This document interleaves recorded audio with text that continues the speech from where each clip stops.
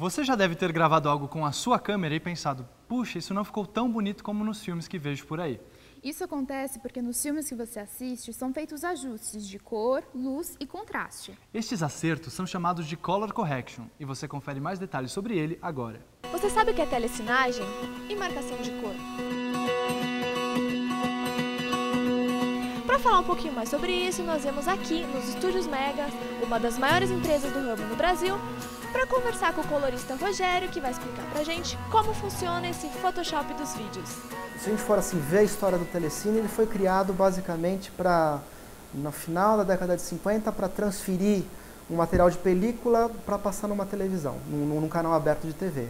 Daí ele foi sofisticando cada vez mais, até que na década de 80, final da década de 80, começo da década de 90, se popularizou muito com a publicidade e hoje atualmente a gente abarca tudo que é uma imagem, seja ela de película ou vídeo, passa na mão de um colorista.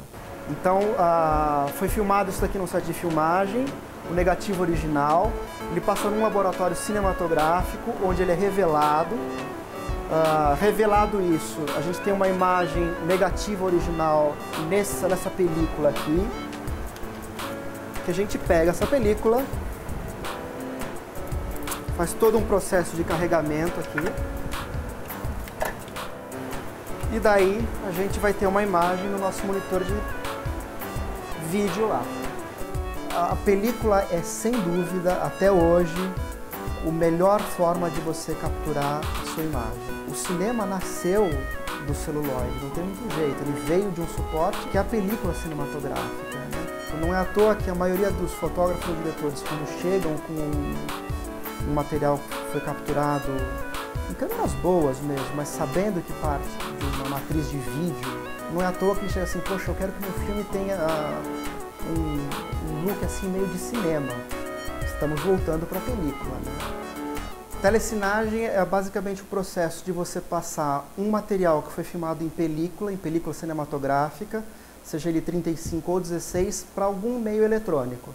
A marcação de luz, ela pode vir depois, mas também pode estar junto com a telecinagem, que é o quê?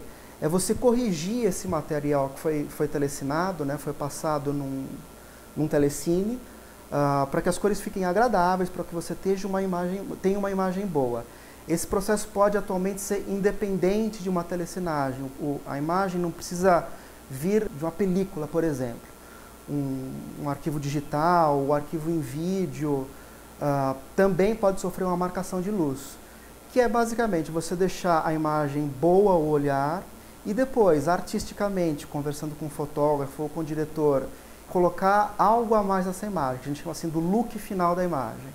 Às vezes, a gente pode, dentro de uma marcação de cor, né, mexer em saturação,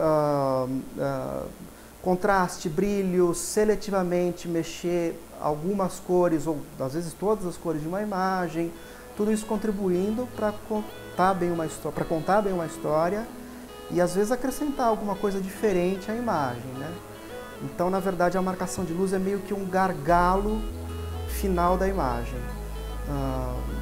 Antes dela ser veiculada, antes dela ir para o ar, ou antes dela ir para o cinema, não obrigatoriamente, mas atualmente ela passa na mão de um colorista, passa numa marcação de luz para você ter essa imagem final agradável ao olho, né, no final das contas, e um filme que esteja equilibrado tecnicamente de luz.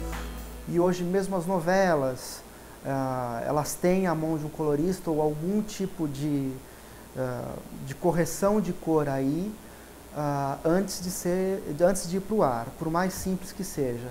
É cada vez mais difícil uma imagem que foi puramente captada numa câmera de vídeo ir direto para o ar. Como você viu, a telecinagem pode salvar a vida de muitos profissionais do audiovisual. Mas até onde será que vai o poder dessa ferramenta? Levamos um trecho de nossa reportagem para a Estúdios Mega, para que fosse feita a correção de cor. Veja agora como ficou o resultado.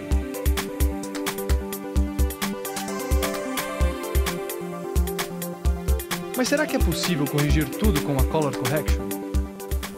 É possível dentro de limites.